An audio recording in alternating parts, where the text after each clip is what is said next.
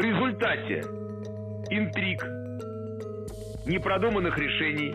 Releasing a defiant 11-minute audio message through his Telegram channel today, Wagner mercenary group leader Yevgeny Prigozhin speaking out for the first time since his one-day mutiny, saying it was not an attempt to overthrow the Russian government, but rather a protest over how the Russian war in Ukraine has been fought.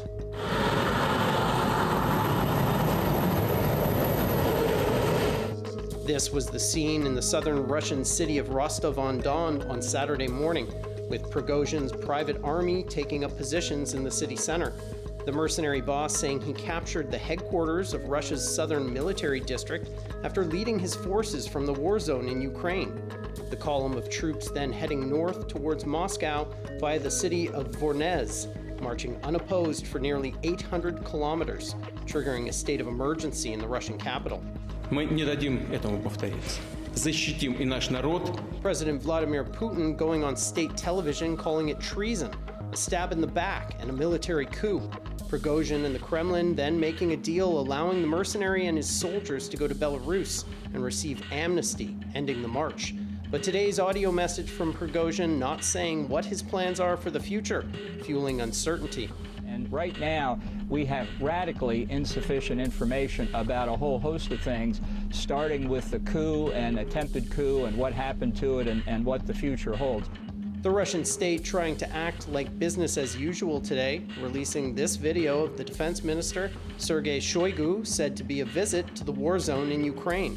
Дорогие друзья, сегодня еще раз. Putin taking to the airwaves late this evening in Moscow, thanking Wagner fighters who had stood down to avoid bloodshed, but accusing the organizers of wanting to drown Russia in blood.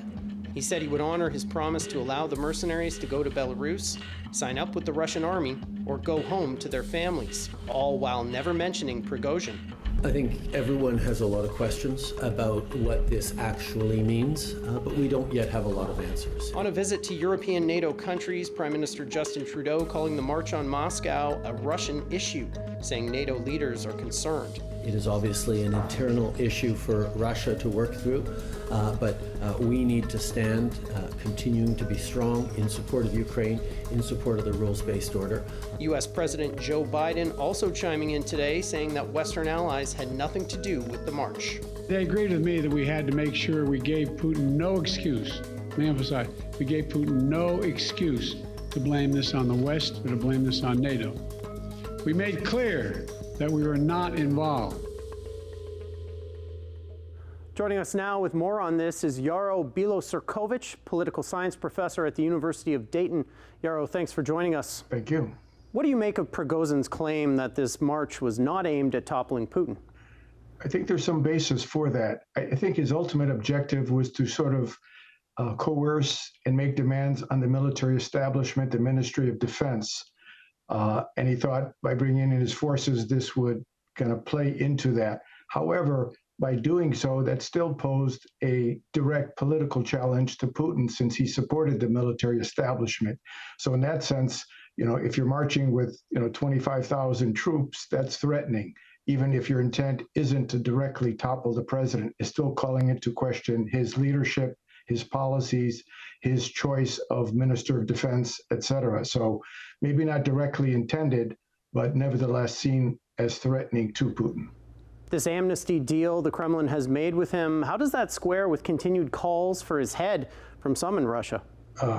Well, I think it shows the limits of how much you can trust or how much follow through there might be in dealing with the Putin regime. They may say one thing amidst a crisis. They want to sort of limit the crisis in the short term, but follow through might be a question. Can you really trust Putin, given that he was humiliated in this case?